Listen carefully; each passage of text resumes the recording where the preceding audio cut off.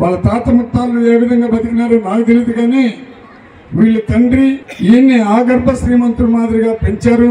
ఇక్కడ మన రామ్ కుమార్ సార్ కానీ గట్టిగా అందరూ ఓటవండి. దీంట్లో ఏమి వ్యత్యాసాలు లేవు. పేదవాళ్ళకి పనిచేయడానికి దృఢ సంకల్పంతో వచ్చున్నాడు. మా ప్రెస్ సోదరులకి అందరికి కూడా ఈయన కూడా మీరు ప్రేమతో చూసుకొని అబద్ధాలు రాసేదానికి అలవాటు పడకుండా నిజాలు రాయాల్సిందిగా మిమ్మల్ని కూడా నేను ప్రార్థిస్తున్నా. కొన్ని అబద్ధాలు రాసేదానికే పుట్టింది కొన్ని పేపర్లు. నిజాలు రాస్తే వాళ్ళకి 1000 అంటే తలకాయ 1000 ముక్కలైపోతుందంట.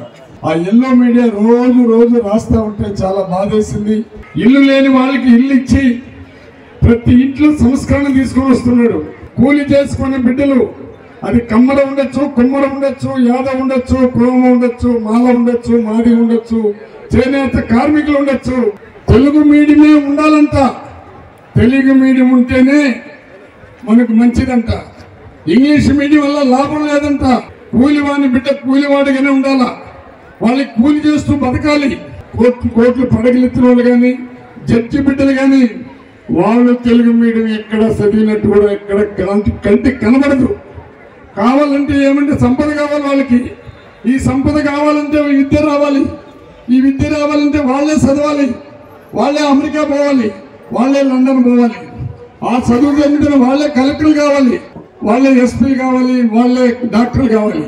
పేద బిడ్డ డాక్టర్ అయితే సగించరు, పేద బిడ్డ కలెక్టర్ అయితే సగించరు. అందుకే జగనన్న ఆలోచించాడు. పేదవాడు బాగు రావాలంటే, పేదవాడు బ్రతుకులు మారాలంటే, పేదవాడు సమాజంలో సమానత్వం రావాలనుకుంటే ఒకే ఒక ఆయుధం, అది వజ్రాయుధం. ఆ వజ్రాయుధమే చదువు. ఆ చదువు చదివించలేని తల్లిదండ్రుల బాధ. మా అమ్మ మా నాయన కూడా రామ్ కుమార్ ఇంట్లో మా పిన్నమ్మ కూడా పనిచేసింది కుక్కుగా.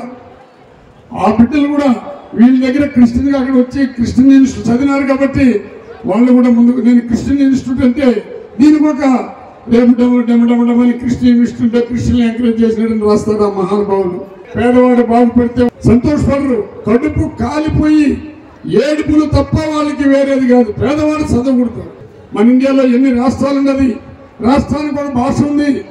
కానీ ప్రపంచానికంతా కూడా మనం పోవాలంటే, అన్ని రాష్ట్రాల్లో మాట్లాడాలంటే తమిళనాడు వాళ్ళు ఇక్కడికి వస్తే వాళ్ళు తమిళ మాట్లాడితే మనకు అర్థం కాదు. తెలుగు వాళ్ళు పోయి బాంబేకి పోతే మనం తెలుగు మాట్లాడితే వాళ్ళకి అర్థం కాదు. కానీ వీటికి ఎంత సమానత్వం రావాలంటే ఒక ఇంగ్లీష్ భాష అవసరం, తెలుగు కూడా మనకు అవసరం. తెలుగు ఒకరు నేర్పించాల్సిన అవసరం లేదు, చదవాల్సిన అవసరం లేదు. మనం పుట్టుతోనే తెలుగుతోనే మనం పుడతాము. మన తల్లిదండ్రులు తెలుగునే మాట్లాడతారు. అట్లనే సబ్జెక్టు పెట్టకుండా పోవాలి జగన్మోహన్ రెడ్డి. కానీ ఇంగ్లీష్ మీడియం కానీ వీళ్ళు చదివితే, ఐబీ సిలబస్ వీళ్ళు కానీ చదివితే వీళ్ళు ఎక్కడ పైకి వస్తారో. వీళ్ళు కూలీకి సంబంధించిన వాళ్ళు కలెక్టర్లు అయితే కోటీశ్వరులు ఉండి మనం వెళ్తూ ఉన్నాం, కాళ్ళ మీద కాళ్ళు వేసుకొని నడుస్తూ పోయినాము. మన బూట్లు కూడా వాళ్ళు చూస్తూ ఉన్నారు. పలకలు కొట్టే వాళ్ళు ఉండరు, సాగెత్తే వాళ్ళు ఉండరు. శ్మశానానికి పోతే గుంతదానికి ఉండరు, మన పీలిగిని ఎత్తేదానికి ఉండరని యాదవాసు కురువులు వాళ్ళు కేవలం గొర్రెలు మేపుకొని బతకాలి. వాళ్ళు కూడా సైకిల్ ఇచ్చి వాళ్ళకి సైకిల్తో గొర్రెలు మేపుకోండి అని చెప్పాలని భావన కలిగినటువంటి ఈ దుర్మార్గులంతా అందరూ కూడా ఒకటైనారు. ఈరోజు మళ్ళీ మీకు నేను చెప్తున్నాను, జగనన్నని మీరు ఒక్కటూరి ఆలోచించండి. ప్రతి ఇంటి నుంచి సంస్కరణ తీసుకొని వచ్చాడు. అది అమ్మఒడి. అమ్మఒడి అంటే అర్థమైందో లేదో మీకు నాకు అర్థం కాల. నా బిడ్డ కోటీశ్వరుడి బిడ్డ మాదిరిగా ఎప్పుడు గుడ్లు వేసుకొని పోతాడు, నా బిడ్డ ఎప్పుడు పుస్తకాలు తీసుకోబోతాడు, నా బిడ్డ ఎప్పుడు షూ వేసుకొని పోతాడని కులమో మతమో పార్టీ లేకుండా పేదవాళ్ళందరూ అవస్థపడేటప్పుడు ఈరోజు జగన్మోహన్ రెడ్డి పుస్తకాలు ఇచ్చేదే కాదు, షూ ఇచ్చేదే కాదు, గోరుముద్ద మధ్యాహ్నం మీరు ఇంటికి పంపిస్తే మీకు 15,000 రూపాయలు మీ ఇంటికి వేస్తున్నారు. వాళ్ళ చదువు కోసం డిగ్రీ కాలేజ్, డిగ్రీ వరకు, పీజీ వరకు వాళ్ళు ఎంత చదివిస్తే మీకు అంత డబ్బు వేసే కార్యక్రమాలు ఆయన చేస్తూ ఉంటే ఆయన అంటాడు చంద్రబాబు నాయుడు, మా పార్టీ తెలుగుదేశం, మాకు తెలుగుదేశం తెలుగు మా భాష తప్ప వేరే భాష మేము ఇంప్లిమెంట్ చేసేదానికి కాదు, మా పార్టీ తెలుగుదేశం పార్టీ. కానీ నీ బిడ్డల్ని ఎక్కడ చదివిస్తున్నారు చంద్రబాబు? మీ మనల్ని ఎక్కడ చదివిస్తున్నారు చంద్రబాబు?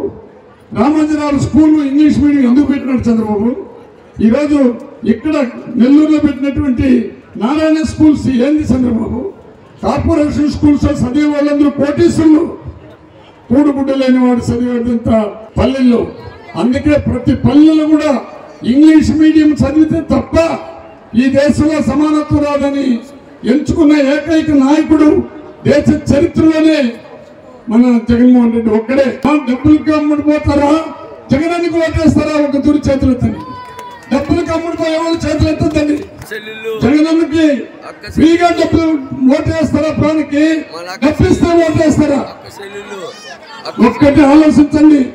మీరు పొరపాటుగా ఒకవేళ 2000 కాదు, ఇప్పుడు 5000 ఇచ్చేదానికి రెడీ అయిపోయినాడు. ప్రపంచంలో ఉండే నాయకులు కోటీశ్వరులంతా ఓటు చేస్తున్నాడు. కోటీశ్వరులు కడుపు మంట, అది ఆవేదన, అది క్యాన్సర్ మాదిరిగా వచ్చేసింది. పేదవాడు బాగుపడితే క్యాన్సర్ వచ్చినట్టు ఏ విధంగా అల్లాడిపోతారో అట్లా అల్లాడిపోతున్నారు. అది ఎల్లో మీడియా కానీ, అతనికి సపోర్ట్ ఉంటే పవన్ కళ్యాణ్ కానీ, ఇంకొక ఆమె బాగా వచ్చింది. ఆమె గురించి నేను ఎక్కువగా మాట్లాడదలుచుకోలే, కానీ ఆడవాళ్ళు కాబట్టి మీకు తెలియాలా. తల్లి ఏ విధంగా కుమిలిపోతుండదంటే, ఇట కొడుక్కి ఇట కూతురికి కాంగ్రెస్ ఏ విధంగా తయారైందంటే ప్రతి కుటుంబాన్ని రెండుగా చీల్చే కార్యక్రమాలు. చంద్రబాబు మనస్తత్వం ఎట్టుండదో, మాలామాదిని ఎట్ట చీల్చినడో అదే విధంగా చీల్చే కార్యక్రమం కాంగ్రెస్ పార్టీలో ఉంది. బీసీలు అన్నాడు చంద్రబాబు నాయుడు. ఏ రోజైనా బీసీల గురించి ఆలోచించాడా? బీసీలు లేకపోతే నేను బతకనన్నాడు. బీసీలు లేకపోతే మా పార్టీ లేదన్నాడు. చంద్రబాబు నువ్వు బీసీలకి ఏం చేసినావో చెప్పమంటే చెప్పనంటాడు. ఒక రాజ్యసభకు పంపించమంటే బీసీలు ఒకరిని పంపించలా. జగన్మోహన్ రెడ్డి ఈ రోజు 5 మందిని బీసీలు పంపించాడు. దాంట్లో 2 యాదవ్ కులస్తులను పంపించాడు. ఎమ్మెల్సీలో 9 మందిని పంపిస్తే యాదవ్ కులస్తులు 4 పంపించాడు. అదేవిధంగా ఇక్కడ చేనేత కార్మికులకి 2 ఇచ్చాడు, ముత్తరాజుకి 2 ఇచ్చాడు. అదేవిధంగా రజకులకి, అదేవిధంగా మనకు నాయి బ్రాహ్మణ్స్కి వాళ్ళు పోయి అడిగితే బీసీలు తోకలు కత్తిరిస్తానని చెప్పినటువంటి వ్యక్తి ఈరోజు మళ్ళీ మారినాడంట. ఇక్కడ 15,000 మహిళలకు చేస్తా ఉంటే అమ్మఒడి, అది చాలా తప్పంట. ఈరోజు ఆయన వస్తాడంట. రేపు వచ్చిందే ఒక ఇంట్లో ఎంతమంది ఉన్నారమ్మా? 7 మంది ఉన్నారు. 7,32,11,000 సంవత్సరం వేసేస్తారు, నెల వేసేస్తారు. మా ఇది నమ్మేదని కదమ్మా. ఈ అబద్ధాల పుట్ట, ఈ అబద్ధాలకు సపోర్ట్ చేస్తే ఆ యొక్క ఎల్లో మీడియాని ఎందుకు చెప్తున్నానంటే, ఈరోజు రామోజీరావు మార్గదర్శక ఏమిటది? అవినీతి ఏమి?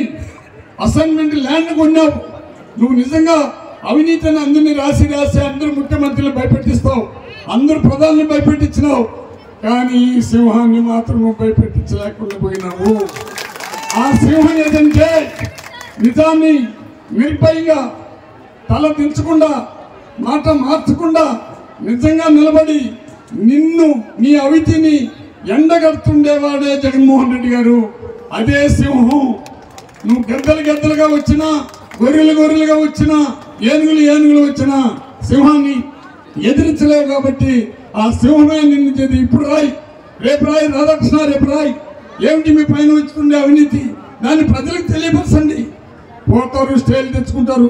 1.5 సెంట్ ఇస్తేనే స్టేలు తెచ్చాడు చంద్రబాబు నాయుడు. అవుట్ సైడ్స్ ఇస్తే స్టేలు తెస్తాడు. భూములు 1 ఎకరా ఇస్తే దానిపైన స్టేలు తెస్తాడు. వీళ్ళమ్మ అభివృద్ధికి ఆలోచించేవాళ్ళు. పేదవాళ్ళ గుండెల్లో గూడు కట్టుకున్న వ్యక్తి ఎవరైనా ఉంటే అది జగన్మోహన్ రెడ్డి. మనం అంతా జగన్ అంటాం. నేను ఒక రోజు మిస్ అయిపోయి ఈ జగన్ జపం తప్ప నాకు ఏదో చెప్పలేదన్నారు. నేను ఉంగరం కూడా వేసుకుంటే దీన్ని కామెంట్ చేశారు. అమ్మ వడ్డీ పెట్టిన రోజే నేను ఈ ఉంగరం వేసుకున్నాను. రాజశేఖర రెడ్డి ఫీజు రింబర్స్మెంట్ పెడితే నేను అమెరికాకు పోయినా. అక్కడ ఒక పెద్ద మహాసభ, ఆ తానా సభలో ఈ 10 మందిలో నేను నిజం చెప్తున్నా, ఇది అబద్ధాలు కాదు. ఏది చెప్పినా మీరు నమ్ముతారు. మనిషి మానవుడు శపిస్తే జరుగుతుంది, దేవుడు శపించడు. అందువల్ల నేను నిజం చెప్తున్నా. అక్కడ పోతే అక్కడ నన్ను అందరూ పిలిపించారు. నాయన ఇక్కడ నువ్వు కాంగ్రెస్ గురించో, నువ్వు వైఎస్ఆర్ పార్టీ గురించో, రాజశేఖర రెడ్డి గురించో మాట్లాడకూడదు అన్నారు. సరే సార్ నేను మాట్లాడను. ఎందుకంటే రెడ్డి వాళ్ళ దగ్గర తగులుకున్నా. ఇంకా మాట్లాడతానంటే కొడతారేమని అది ఉపయోగం. నేను మాట్లాడినా సరేనే. ఆయన మన తెలుగు పండితుడు సరైన పెట్టి చంద్రబాబు పీరియడ్లో ఉన్న మన దాంట్లో కూడా రిజైన్ చేశాడు. యార్లగడ్డ లక్ష్మీనారాయణ సార్ ఆయన ఉన్నాడు. అడగండి అవసరం. ఆయన నన్ను చూస్తేనే నారాయణ స్వామి రా స్టేజ్ పైకి అన్నాడు, మాట్లాడన్నాడు. వీళ్ళేమో మాట్లాడొద్దు అన్నాడు, ఈయనేమో మాట్లాడమన్నాడు. ఏం జరుగుతుందో అందులో అమెరికా అది 20,000 కిలోమీటర్లు 50,000 కిలోమీటర్లు వచ్చి తగులుకున్నాము. మనం నిజాలు చెప్పాల్సి వస్తుంది. ఏమిరా చేయబోతాం తండ్రి అని లోపల కొంత ప్రతి ఒక్కడికి మానవుడికి భయమే కదా. అక్కడ భయం ఇచ్చింది. లేస్తానే నేనేమన్నానంటే, మిమ్మల్ని చదివించిన తల్లిదండ్రులకి మీరు 20,000 50,000 కిలోమీటర్లకు వచ్చారు. ఆ తల్లిదండ్రులకి పాదాభివందనాలన్నానమ్మా. ఒక క్లాప్స్ కొట్టి వివేకానంద స్వామి కొట్టినట్టు కొట్టి పారేసినారు. మళ్ళీ గమనంలా మాకు ఒక యువ పురుషుడు వచ్చినాడు, ఫీజు రింబర్స్మెంట్ చేశాడు. ఆ ఫీజు రింబర్స్మెంట్లో చదువుకున్న వాళ్ళు కూడా ఇక్కడ చాలా మంది వచ్చి ఉంటాడు. ఆ యువ పురుషుడే రాజశేఖర రెడ్డి అన్న. ఒక తప్పెట్లు కొట్టేస్తున్నారు, డమ్మ డమ్మ డమ్మ డమ్మని వాంచి పారేస్తారు. బయట వచ్చిన నీకు చెప్పింది ఏమి, నువ్వు చేసింది ఏమన్నారు. నేను నిజం చెప్పినాను స్వామి, ఏమనుకోవద్దండి, దీంట్లో మీరు కూడా చాలా మంది చదువుకున్నారు. ఆ విధంగా ఈరోజు జగన్మోహన్ రెడ్డి కులం చూడాల, పార్టీ చూడాల, మతం చూడాల, వ్యవస్థను చూశాడు, పేదరికాన్ని వ్యవస్థను చూశాడు. ఆ వ్యవస్థ పేదవాడికి ఉన్న కార్డున్న, కోటీశ్వరుడికి కార్డు ఉంటే కూడా అన్ని రకాలుగా ఆదుకునేటువంటి వ్యక్తి జగన్మోహన్ రెడ్డి. దాన్ని మనం మర్చిపోకుండా ప్రతి ఒక్కరూ జగనన్నకి సైన్యంగా, మన భీములో జరిగింది, ప్రతి కార్యకర్తగా సైన్యం కావాలి, ప్రతి అప్పజిల్లా సైన్యం కావాలి. ఇజ్రాయిల్లో పాలిస్తాన్ల మాదిరిగా 10వ తరగతి చదివిన వెంటనే 3 సంవత్సరాల వాళ్ళ సైన్యాన్ని పంపిస్తారు. ఇప్పుడు మన సైనికులుగా జగనన్నకి పనిచేసి మనం ఎవరితో దయాదాక్షలు లేకుండా ఆ రోజు ఓటుకు త్యాగం చేసి ఎన్ని పనులున్నా మీరు సొంతంగా పోయి ఓటేసి మన గుర్తు పేద గుర్తు, మన గుర్తు మహిళల గుర్తు, యువకుల గుర్తు, ఇక్కడ ఉండే లీడర్ల గుర్తులు కూడా ఫ్యాన్ గుర్తు. అందరూ ఫ్యాన్కి వేస్తే చల్లగా ఉండాలని దేవుణ్ణి ప్రార్థిస్తూ మీకందరికీ కూడా పాదాబంధనాలు అర్పించుకుంటూ విరమించుకుంటాం. జై జగన్.